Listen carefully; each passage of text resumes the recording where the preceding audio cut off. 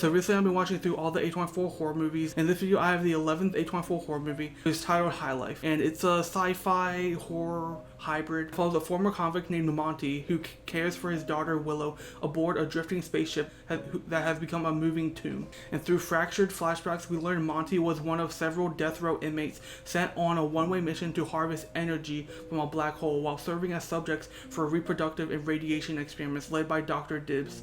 The mission's official goal, to investigate black hole energy, masks a harsher program in which prisoners are drugged, monitored, and used as human guinea pigs, where violence, sexual coercion, and deaths thin the crew until Monty and the child remain. And the film repeatedly stages experiments in inmates' bodies and minds, making reproduction itself a site of control, cruelty, and ethical collapse. And because of all of these prisoners are stuck together on this ship, the enclosed spacecraft landscape turns social relations into a pressure cooker where tenderness and brutality coexist, forcing the film to interrogate what remains humane under extreme conditions. And the ship's greenhouse plants and the child Willow operate as counterpoints to the radiation, decay, and technological violence, as Claire Denis, the director, uses organic imagery as a moral and visual anchor. The black hole at the end functions as both destruction and metaphysical exit, where Claire Denis stages an ending that can be seen as obliteration or taking control of their fate, or both, leaving ethical and existential questions unresolved. Robert Pattinson as Monty is quiet, disciplined, and inward.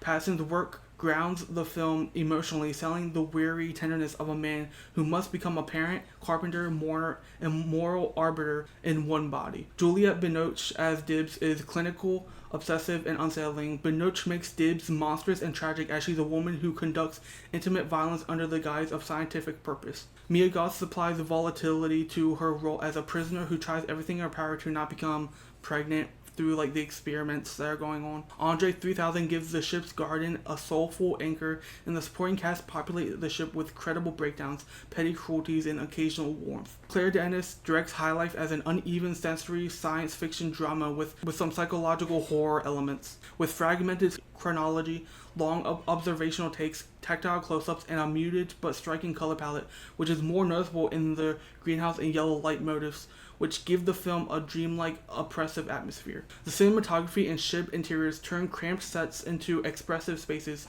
The score highlights a mood that is eerie, intimate, and mournful, and Denis resists genre spectacle in favor of bodily, ethical detail, where her camera lingers on hands, food, plants, and the mechanics of care, making the film feel lived in rather than a speculative set-piece driven. High Life is a slow, uncompromising art house sci-fi with psychological horror elements that trade plot clarity for thematic density and sensory detail. Its strengths are Claire Denis' singular directorial voice,